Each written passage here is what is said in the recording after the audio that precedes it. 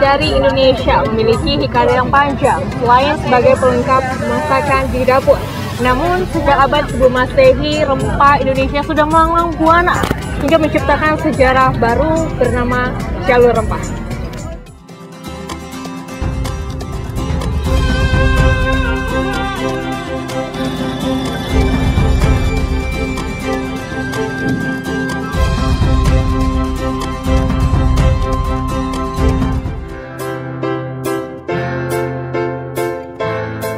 Rempah, bahan makanan yang selalu ada di dapur. Ia kerap bersentuhan dengan tangan pengolah hidangan, aromanya yang khas dan rasanya yang kuat mampu mengubah makanan menjadi jauh lebih nikmat. Namun fungsi rempah khas Nusantara tidak sebatas memberi rasa pada sepiring masakan atau penambah aroma pada segelas minuman. Sejak awal abad Masehi, bangsa-bangsa lain sudah mengolah rempah Nusantara menjadi lebih variatif, tidak sekedar penyedap rasa makanan di atas meja makan. Ada yang menjadikannya pengawet makanan, obat-obatan, pewangi, hadiah bagi para raja, hingga penguburan jasad. Daya pikat rempah Nusantara mampu mengundang pedagang datang dari berbagai benua. Di abad pertama, India sudah menjelajah Nusantara untuk berburu rempah istimewa. Pada abad ke-7 atau 1 Hijriah, bangsa Arab dan Persia pun tiba. Dan di abad ke-9 Masehi, bangsa Cina pada masa dinasti Han akhirnya menyusul. Rempah-rempah ini sebagai sebuah komoditas penting di Kepulauan Indonesia pada masa lalu, bahkan mungkin pada abad-abad sebelum Masehi sampai abad 1 Masehi, ya, bahwa Kepulauan Indonesia diberikan rahmat oleh Tuhan, kekayaan namanya rempah-rempah, dan hanya ada satu di dunia, yaitu di Kepulauan Indonesia. Lewat jalur perdagangan rempah yang dibuat 3 bangsa itulah, akhirnya sejak abad pertama terbangun hubungan dagang dan jalur rempah Nusantara. Jalur rempah sebenarnya kan sebagai sebuah jalur perdagangan pada masa lalu tentu mempunyai banyak aspek, ya. Satu di antaranya misalnya bahwa jalur rempah menunjukkan bahwa orang di Kepulauan Indonesia adalah seorang pelaut-pelaut yang ulung. Dari berbagai kepulauan ini bisa sambung menyambung gitu, bahkan sampai rempah-rempah itu kan tidak hanya sampai di Aceh, kemudian naik ke India, kemudian sampai di Timur Tengah, bahkan di Eropa gitu. Adalah cengkeh dan pala dari Kepulauan Banda Maluku yang sejak awal abad Masehi sudah menjadi primadona rempah di Nusantara. Tak heran sejak abad pertama hingga abad 9 Masehi, pedagang dari India, Arab, dan Timur Tengah terus hilir mudik ke Pulau Maluku demi berburu rempah nan berharga. Selain ke Maluku, pedagang India, Arab, dan Cina juga berlayar ke Pulau Sumatera. Mereka singgah di Tanah Baru, Tapanuli Tengah karena terpikat wangi kapur yang termasyur.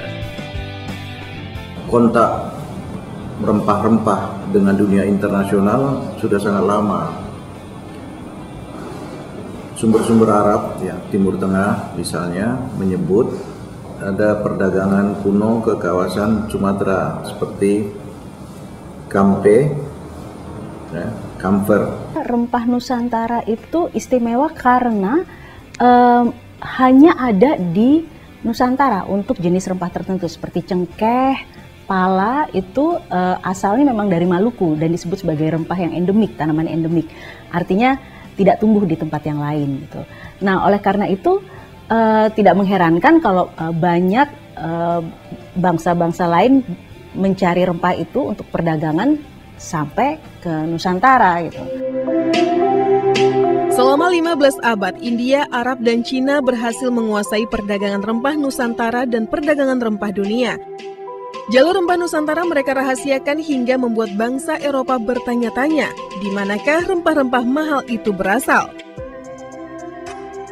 Setelah Christopher Columbus dan Vasco da Gama menyisir lautan demi mencari rempah ke daerah asal, akhirnya pada awal abad ke-16 Masehi, bangsa Eropa mengetahui dari mana rempah itu berasal dan Portugis tercatat sebagai negara pertama yang berhasil menginjakan kakinya di Nusantara.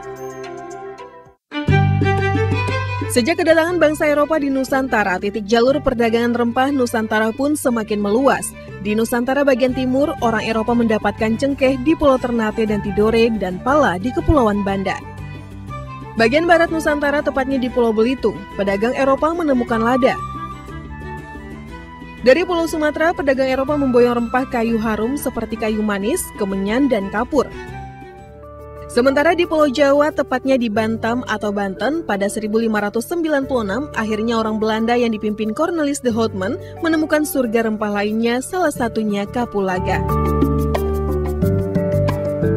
Lewat pencarian rempah Nusantara yang dijelajahi bangsa Eropa itulah, jalur perdagangan rempah dunia pun semakin terbuka. Jalur rempah Nusantara pun semakin terbentang, dimulai dari Kepulauan Maluku, Lautan India, Laut Merah, Gurun Sinai, Laut Mediterania hingga pantai selatan Eropa. Namun akibat perburuan rempah itu juga ambisi bangsa Eropa untuk menguasai Nusantara semakin besar. Setelah menguasai jalur rempah, orang Eropa akhirnya menguasai jalur pelayaran, perdagangan, hingga penguasaan kepulauan. Rempah Nusantara menjadi komoditas yang mampu mempengaruhi kondisi politik, ekonomi, bahkan sosial budaya dalam skala global. Justru itu saling terkait ya, dari masa ke masa ketika rempah ini menjadi komoditas penting di kawasan Nusantara ini, dan kemudian banyak berbagai bangsa berusaha datang dan berdagang, bahkan memonopoli kalau kita bicara itu konteks Eropa begitu ya.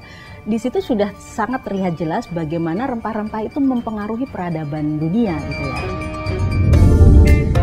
Perjalanan rempah Nusantara yang telah berlangsung ribuan tahun lalu sebelum Masehi tidak hanya mengubah cita rasa masakan di atas meja makan, namun juga menciptakan perdagangan dunia hingga mempengaruhi peradaban dunia.